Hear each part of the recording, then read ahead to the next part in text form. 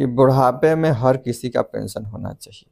सब कुछ शेयर करना चाहते हैं लोग, नॉलेज शेयर नहीं करना चाहते। तो हर टैक्स पेयर को बेनिफिट होगा, हर उद्योगपति को फायदा होगा, फायदा ही फायदा होगा, किसी को नुकसान नहीं होगा।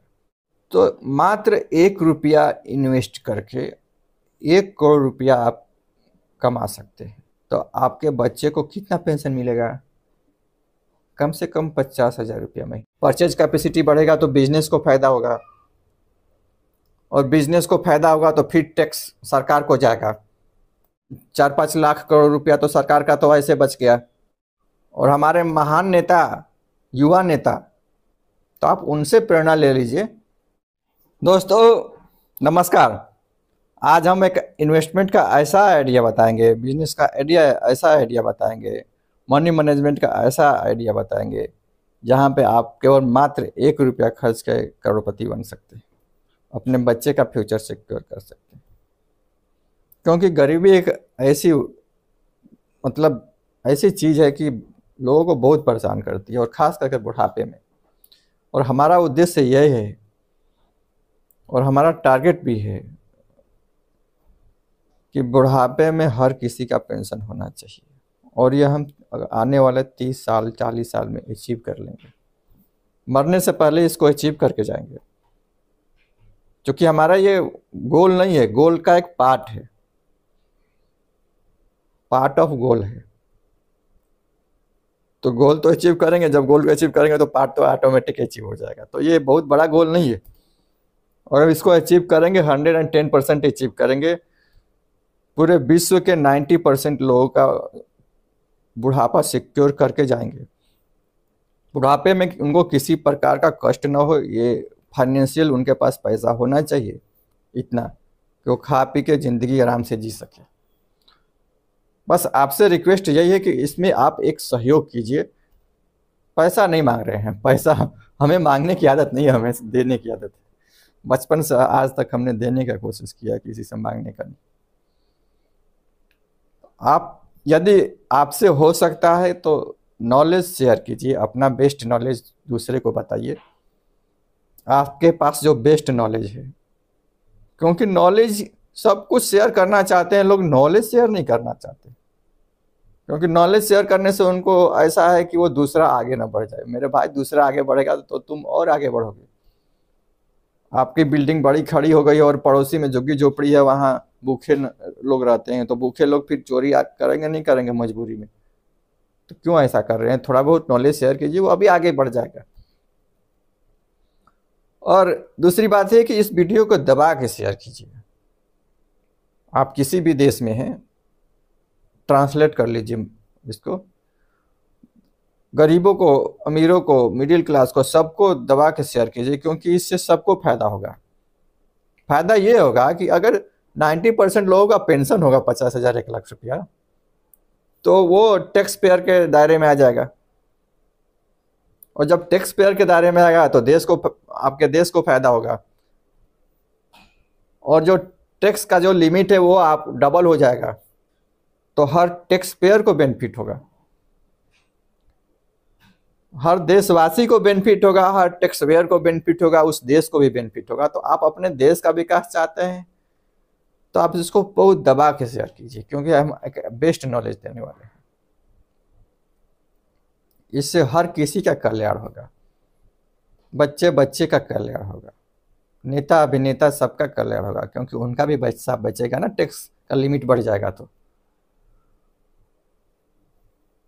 हर उद्योगपति को फायदा होगा, फायदा ही फायदा होगा, किसी को नुकसान नहीं होगा। तो सबसे मेन चीज़ है कि हम पहले बुढ़ापे के सिक्योर के बारे में बात करेंगे, क्योंकि बुढ़ापा बहुत दर्दनाक होता है।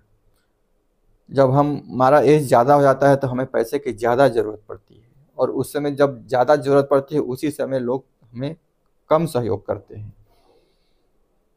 और उस समय हम काम करने की स्थिति भी नहीं होती है। हमारा शरीर काम करने की स्थिति में नहीं होता है कि हम उतनी मेहनत कर सकें।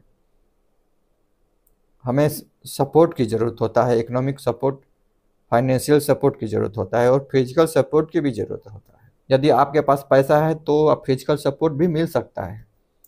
और इतने NGO नहीं है कि पूरी दुनिया को एक फ्री में सेवा दे सके।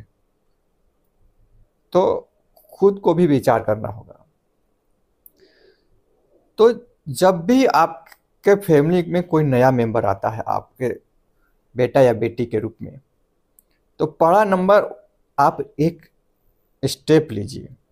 यदि आप गरीब है तो एक गुल्लक खरीद लीजिए, मिट्टी वाला गुल्लक। गुल्लक मतलब उसमें हम लोग पैसा डालते हैं, 1 रुपया 2 रुपया, वो इकट्ठा होता है, फिर उसमें से निकालते हैं। तो आपका बच्चा जब 1 साल का है, एग्जाम्पल के लिए बता रहे हैं, 5 साल का है तो 5 रुपया, 10 साल का है तो 10 रुपया, 1 साल का है तो मात्र 1 रुपया इन्वेस्ट करके 1 करोड़ रुपया आप कमा सकते हैं। और जब 1 करोड़ रुपया मिलेगा तो आपके बच्चे को कितना पेंशन मिलेगा? कम से कम 50,000 रुपया महीना, इंटरेस्ट रेट के हिसाब से। SWP कर दीजिए, SIP पहले कीजिए। SIP करने के लिए क्या करेंगे? गुल्लक में 1-1 रुपया डालिए, तो महीने में 30 रुपये होगा। 30 रुपये का SIP नहीं होता है, तो 3 महीने में निकाल लीजिए, 100 दिन में निकाल लीजिए, फिर 100 दिन में निकालने के बाद 3 महीने पे इन्वेस्ट कर दीजिए 100 रुपया। तो 1-1 रुपया अगर इन्वेस्ट करते हैं तो 60 साल में 1 करोड़ से ज़्यादा रुपया आपको होगा। मिड कैप में इन्वेस्ट कीजिए। जब आप मिड कैप में इन्वेस्ट करते हैं तो आपको 15% से ज़्यादा रिटर्न मिलेगा। ETF में इन्वेस्ट कर दीजिए। तो जब 1 करोड़ रुपया से ज़्यादा मिलता है तो फिर आप वो SWP करिए, तो फिर आपको 50,000 रुपया तो मिलेगा ना, मिलेगा। इंटरेस्ट रेट के रूप में भी मिल सकता है अगर बैंक में डिपॉजिट कर दिए तो ये बताइए कौन सा गवर्नमेंट 50,000 रुपया देगी पेंशन के रूप में? हाँ, 60 साल बाद उसका वैल्यू कम रहेगा जरूर, लेकिन इतना भी नहीं रहेगा ना। खाने पीने का तो इंतजाम हो जाएगा कि नहीं हो जाएगा? और अगर वो भी नहीं मिला तो फिर तब तो रोड पे सोना पड़ेगा ना।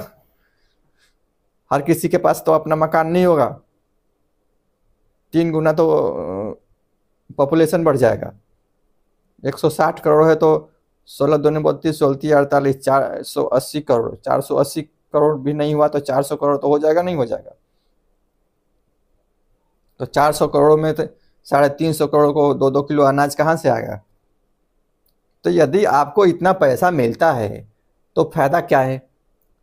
पहला तो टैक्स के दायरे में आ गए तो गवर्नमेंट को फायदा है। अगर टैक्स के दायरे में नहीं भी आए तो वो 2 किलो 3 किलो जो सरकार अनाज देती है 10 किलो, तो सरकार का बचेगा। तो 4-5 लाख करोड़ रुपया तो सरकार का तो ऐसे बच गया, तो डायरेक्ट बेनिफिट हुआ, नहीं हुआ? फिर आपका जीवन भी धन्य हो जाएगा। आपके जीवन में पैसा रहेगा तो फिर आपको लोग हेल्प कर सकते हैं, और आपके पास पैसा होगा तो बाइंग कैपेसिटी बढ़ेगा, परचेज कैपेसिटी बढ़ेगा, तो बिजनेस को फायदा होगा, और बिजनेस को फायदा होगा तो फिर टैक्स सरकार को जाएगा। तो सरकार को तो टैक्स जाना ही है, डायरेक्ट जाए या इनडायरेक्ट जाए, सरकार को टैक्स भी मिला। वो जो एडिशनल पैसा खर्च कर रही थी सब्सिडी के नाम पे, फ्री के नाम पे, वो भी पैसा बचा। तो फाइनली गवर्नमेंट को भी फायदा हुआ, पब्लिक को भी फायदा हुआ, और इंडस्ट्रीज को भी फायदा हुआ। तीनों को एक साथ फायदा हुआ। और हमारे महान नेता, युवा नेता राहुल गांधी जी तो शेयर मार्केट में इन्वेस्टमेंट करते ही हैं, तो आप उनसे प्रेरणा ले लीजिए।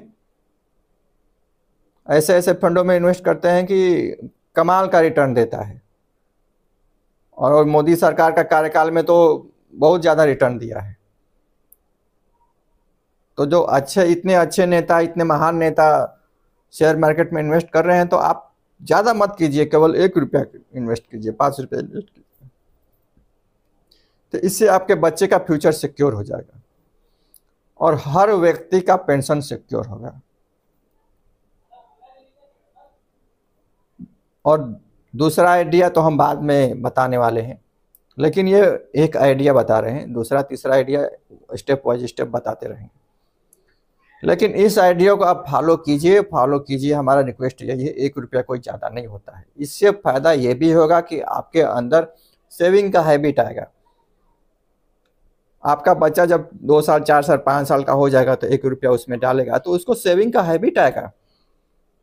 और जब सेविंग का हैबिट आता है तो आप खुद सोचिए, घर में जब पैसा का सेविंग होता है तो घर आगे बढ़ेगा ही बढ़ेगा। जब देश में सेविंग का हैबिट आएगा तो देश आगे बढ़ेगा। दुनिया में सेविंग का हैबिट आएगा तो दुनिया आगे बढ़ेगी। तो केवल एक रुपया सेविंग से दुनिया आगे बढ़ सकती है, तो क्यों नहीं।